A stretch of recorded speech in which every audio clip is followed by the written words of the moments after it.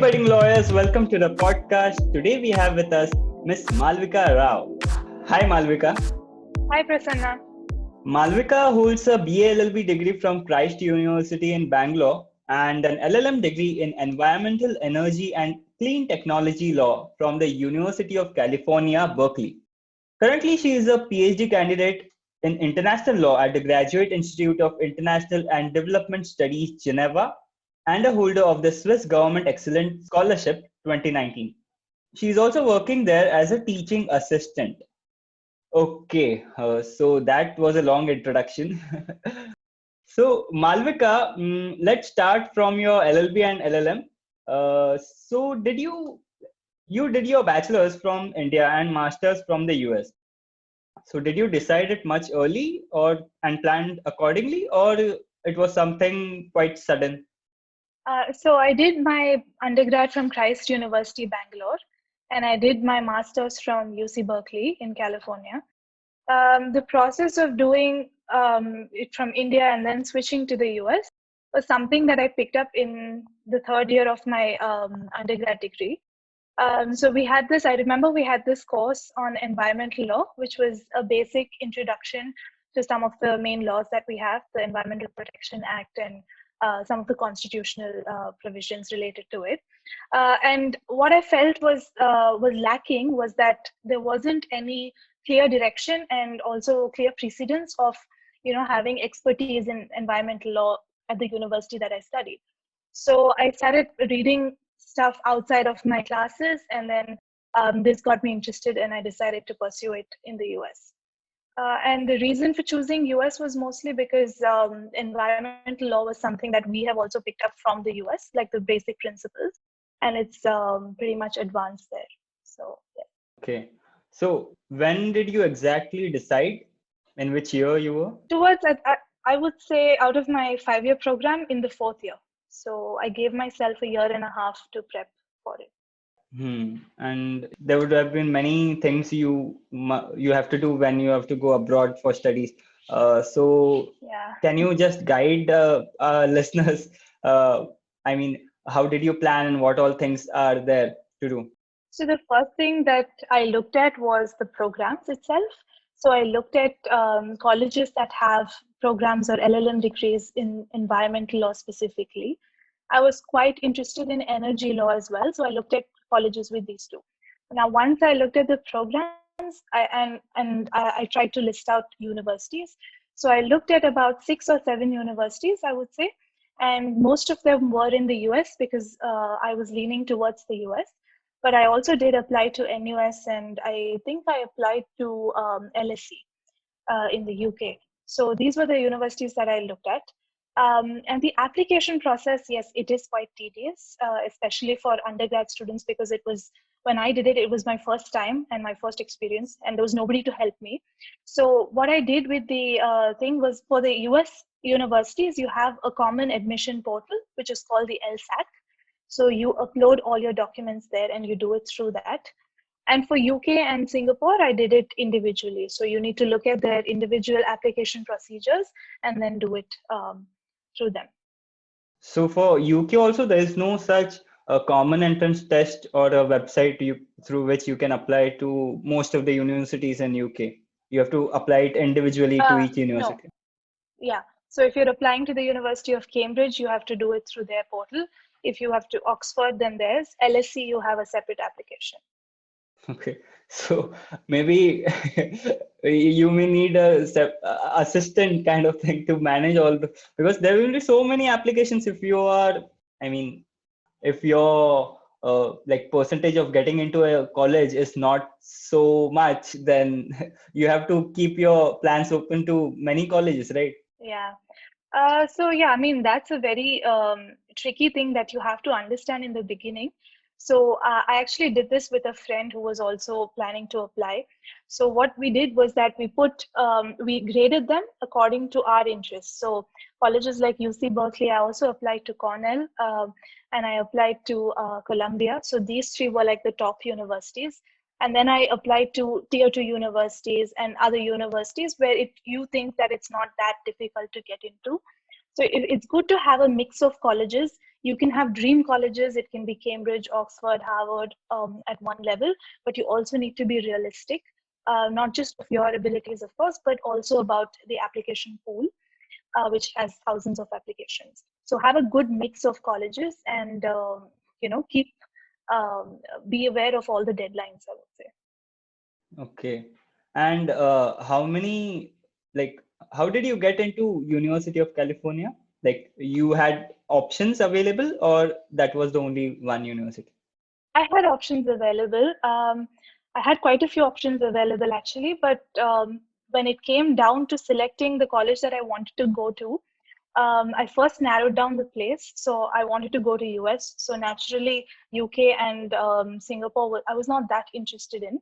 But even in the US, it was quite tricky because I got an admit from another university called Lewis and Clark, which has a great environmental law program in Portland, and they offered me a huge scholarship.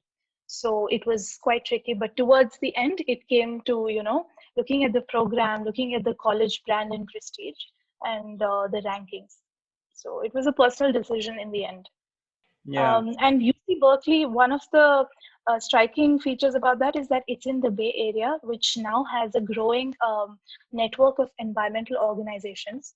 So I had kind of thought that, okay, once I finish the LLM, looking for jobs would be easier. So that's one of the reasons why I chose California. Okay. So how you talked about the rankings. So which is a authentic website to look up for the university rankings? Yeah. So for US, you have US law school rankings, which they update every year. You can do it by subject and the general rankings of the law schools. And then you also have QS rankings, which is worldwide. So you have UK listings and then also US. So these two are good. Hmm. Okay. You chose the states. I mean, it's quite interesting because the legal system which we have is inherited from the like British, so UK. So the common law system, which is very similar there. So I have heard like people prefer to get a master's from UK than US. Is it right or?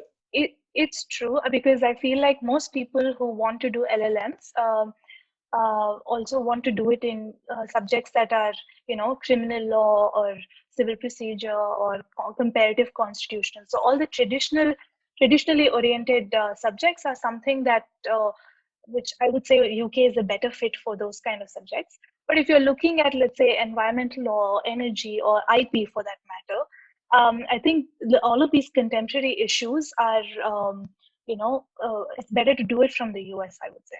Okay, makes sense. Mhm. And also, particularly to my subject, I would say that for environmental law, most of the principles that are embedded into international law as well, international environmental law, come from U.S. litigation. So, because U.S. has a great history of being, a polluter and all of those things, you have those principles which come from there. So, it's a good place to be in if you want to do this subject. Okay. So you have your master's in environmental energy and clean technology law. So now you are in international law. So what are your plans for the future? I mean, are you looking for some job in a sector which has a mix of both? Maybe I think some United Nations organization working in this field, right? Yeah. So I did my master's in environmental and energy, but I would say like my broader ambition is in public interest, where all of these things fit into. And I was also gravitating towards human rights. This happened when I started working for a year and a half after my master's, and I worked in a public interest litigation field at an organization in San Francisco called the Utility Reform Network. So what I tried to do was that I wanted to move towards academia, but I also wanted to look into this space. So international law for me right now, I'm looking at these issues, but I'm also looking at human rights. I'm looking at migration. So it's a broad, I would say broad group of areas which fall into this whole public interest ambit. As far as jobs go for me, I'm interested in academia. One of the main reasons why I'm doing a PhD in international law is also to get into academia. probably assistant professorships or research positions.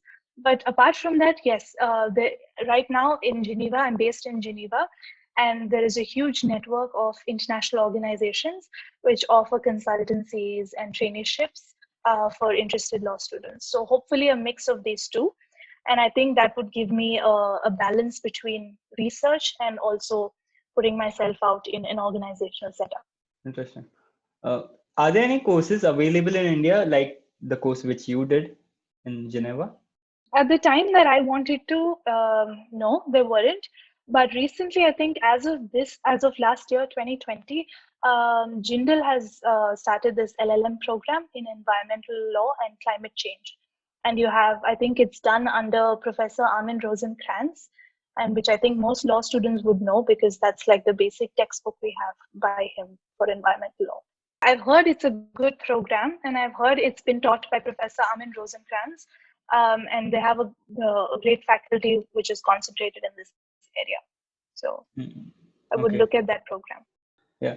So let me get back to this. It was just revolving in my mind, like UK and US law about. So if one wants to do his master's from like abroad, so how should one choose, and what are the basic differences between both of it? Like you covered some part of it before, but can you explain it more? So there are also procedural differences. I would say that when you go to the US, you want to work in the US after a 1-year program, you need to write the bar exam. So for international students, you can either write the California bar exam or the New York bar exam. And then you need to clear this to be able to apply for attorney positions. For the UK, I think they have an entrance exam and a 3-year barrister training program. So it's a different track altogether. And I think also there are some logistical limitations for Indian students. At the time that I went, people said that the US restrictions were far less than the UK ones. And a lot of the students who went to do LLMs in the UK had to come back. But I believe things have changed a little bit. So it would be interesting. I mean, on one hand, yes, you have a passion and a drive to do something at a good program. But being an international student, I think it's also good to be cautious of what your limitations are. So look at, bar enrollments and how it's done and where your chances are more. Okay. And I've heard some exam named the QLTS. Is it for UK? I'm sure it's for the UK because for the US, you have the bar exam, the state bar exams that you have to write. Okay. It just came to my mind because even that exam is a bit lengthier than other bar exams. I think it's in 3 or 4 phases. Yeah. So for US at the time when I did it, so my program was for a year, and then you get an extension for the visa for 6 months, where most students plan to study for the bar exams. And it's usually held twice a year, once in Feb, and the other one, if I'm not mistaken, in October or July. So you have to make sure that you take and enroll for these if you want to stand the chance for any of the long-term positions. Okay. And within that 6 months period, you also need a placement, right? Otherwise, you can't like stay there. Yeah, I mean, internships, research positions at the universities mainly, or you also have these job fairs during your course that most US universities have. So probably there you would find a placement. Okay. Tell us something about your scholarship. How did you get that? And I mean, can you prepare for it before if one is planning to do his studies abroad? So the scholarship that I got is called the FCS scholarship, which is the Swiss government scholarship for excellence. And no, I did not plan for this scholarship. When I started the PhD program, I got the scholarship from the institute, which is my university. But in the second year, it was recommended to me that I apply for this. So this is considered a prestigious scholarship, and one student from every country is selected every year for this. And the process of application for this is to the embassy. So I had to apply to the Swiss embassy in New Delhi first, and I got selected there. And from there, my application was forwarded to Bern, and there was a second round, and then finally the Federal Council of Switzerland chose. So it's a well-knit group of 30 students from all over the world, and it's nice if people are considering applying to colleges in Switzerland. You should definitely look at this. And I think that people who are applying to colleges can do it with their application. So it would be a good way to start for Indian students. And what was the eligibility and how many people, if you know, how many people applied from India and you got selected, right? I don't know that. They never disclose that Okay. information, but yeah. So the eligibility is that it has to be your first program or first degree in Switzerland, and you should have just arrived in Switzerland. So people living in India who are planning to go to Switzerland are eligible, and you have to be enrolled in a Swiss university. Okay. And while choosing the applicant, they would have Mm-hmm. seen your track record of 1 year as you were studying there, right? Yeah, they would have seen that. And apart from the procedural thing, I think the main thing is academic excellence. So you have to keep up like good grades throughout, and your masters and undergrad. So it's a meritorious scholarship that is given to recognize academic excellence. Okay. So, do you know any other scholarships? I think I have heard some of them, which like people start preparing, I think more than a year before they actually start their master's program, master's or whatever, right? So, do you know any of Mhm. those scholarships? So for the master's level, actually, it's more the university scholarships that are given. So if you're applying, let's say for US universities, in your application package, you will have, an option of applying for their scholarships. And every university, let's say in the US, has about 10 to 15 scholarships, which are named after and given by, donors and, granted to them by different foundations. So you apply to them as a whole, and if you are eligible for any of those, then they give you the scholarships. For the Swiss program that I'm doing, the master's students that are here, I think the scholarships are given again by the institute. So they have their own way of evaluating it with your application. So for master's programs, it's mostly at the time of application that you make a separate application within the package for scholarships.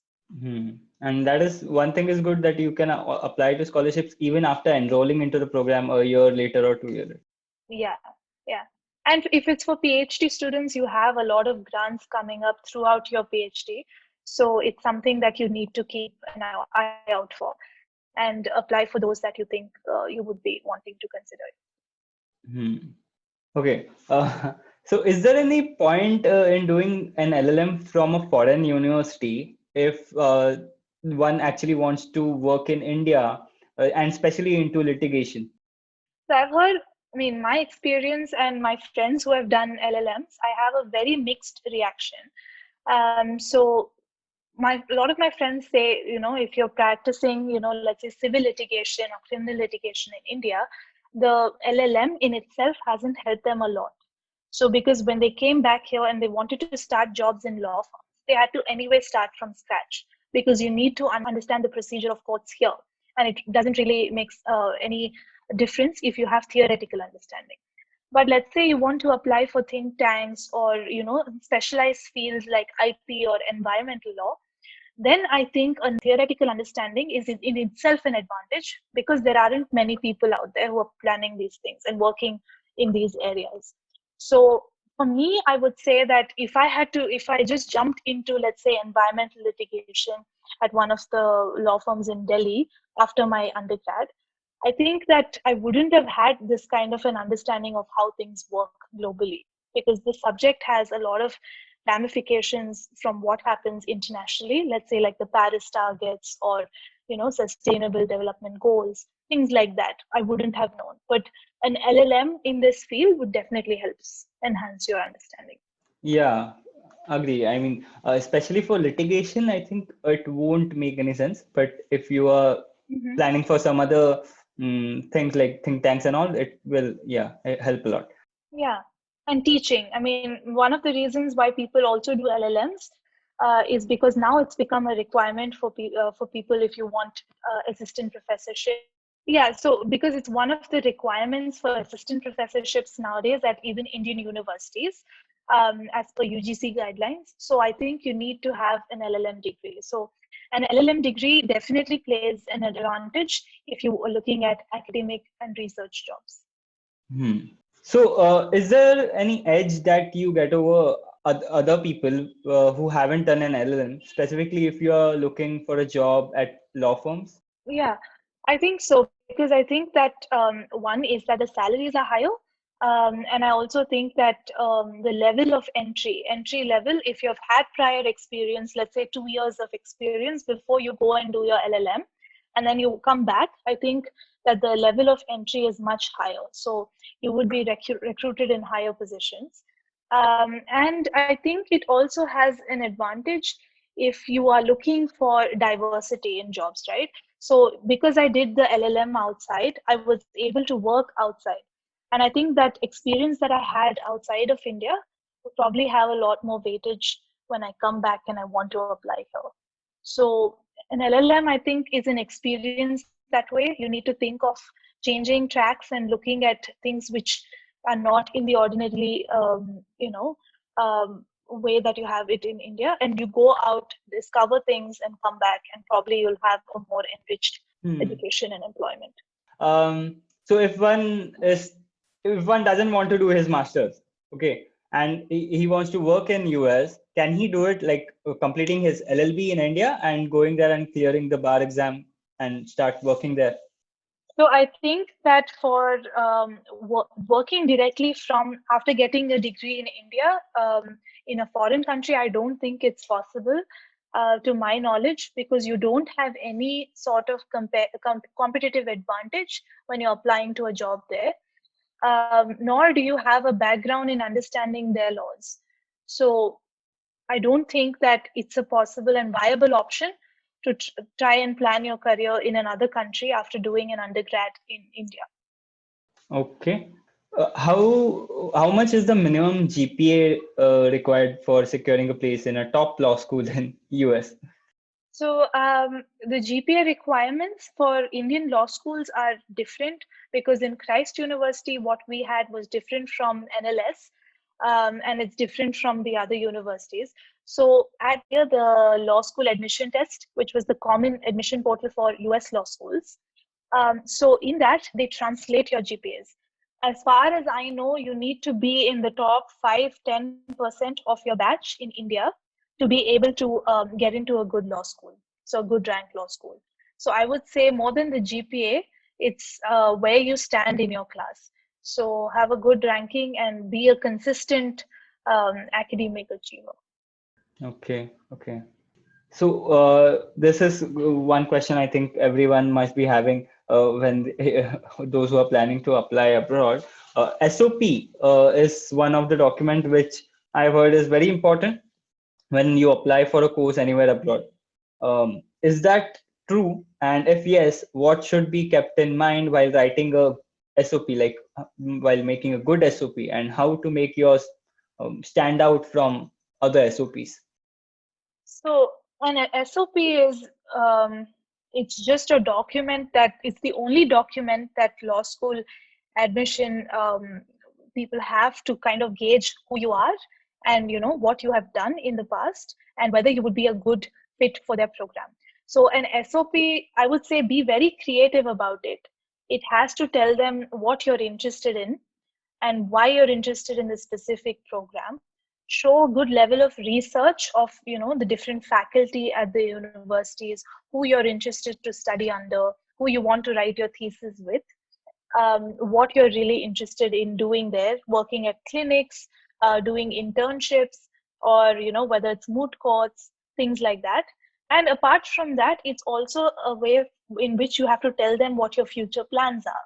So if you're looking to work specifically in the place, do you want to take that knowledge back home and work back in law firms in India, things like that. So apart from your transcripts, apart from your grades, and your previous experiences, it's a good outlet to tell them what exactly your career ambitions are.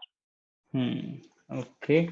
Okay, so I think this question would be somewhat more interesting to you because you're working there as a teaching assistant for I Mhm. think more than a year. So can you share some of your experience with regard to your first year of work as a PhD scholar and your as a teaching assistant too? So the first year of the PhD program, I would say, is an extension of your master's. So you have coursework, but you have like only two or three which you will take in the areas of your PhD expertise. So you do those courses, and on the other hand, it's the year in which you develop your proposal completely. So you outline chapters and you know what exactly your research areas are, your focus, defining what your research question is. I would say it's the most difficult year. One, because you're suddenly thrown into this new environment where you have to work by yourself, and the guidance is to a minimal level because they consider you to already have done your masters and have a legal education. But on the other hand, it's also the most exciting because you have the opportunity to look and read basically anything to kind of come up with a research question. So the first year was really interesting, and I started doing my teaching assistantship in the second year.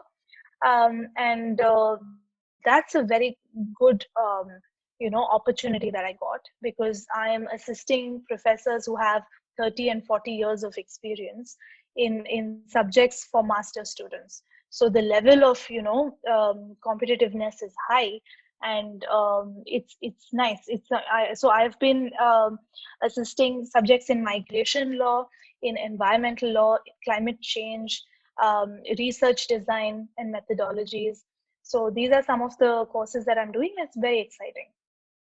Okay. So, I think for your thesis, you have to select a particular topic and do some re dedicated research regarding that. So, have you decided it? And what topic is it? Can you disclose? Yeah.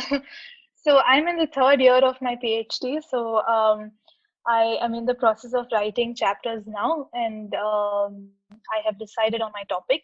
It's in the area of refugee law and human rights. So I'm looking at this principle called non-refoulement, which is a principle in international refugee law, and it applies to groups of forced migrants. So if a forced migrant or a refugee enters the territory of another country, um, so rules of international law dictate that they cannot be sent back if they have a threat to their life and livelihood. So if they're being persecuted. So I'm Right. applying this principle to look at hunger and starvation. So so the areas of law that I'm looking at refugee law, a bit of environmental law, human rights law, and humanitarian law.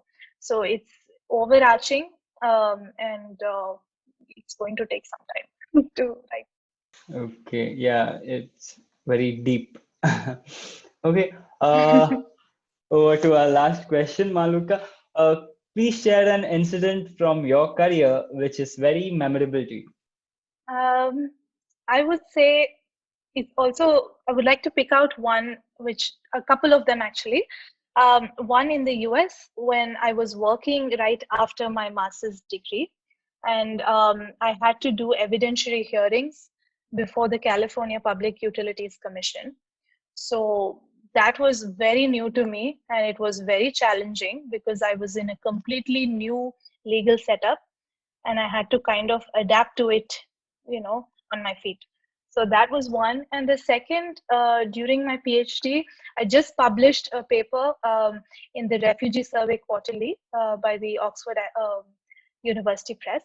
And this is very exciting because once you get into this PhD grind, you need to work and research independently. So the fruits of your work are seen in publications, and this is something that's very memorable. Yeah, I mean, you said Oxford, right? Oxford University Press, one of their Yeah, journals. so getting published there, it's a great achievement. Congratulations. Long way to go. Yeah. Okay. Thanks, Malvika, for this informative conversation and sharing your experience with us. Thank you, Prasanna. It was a pleasure to be here. So, yeah, thank you so much for listening to this podcast. If you like this episode, then you must also check out our other episodes available here and follow us here so that you don't miss out a new episode. Thank you.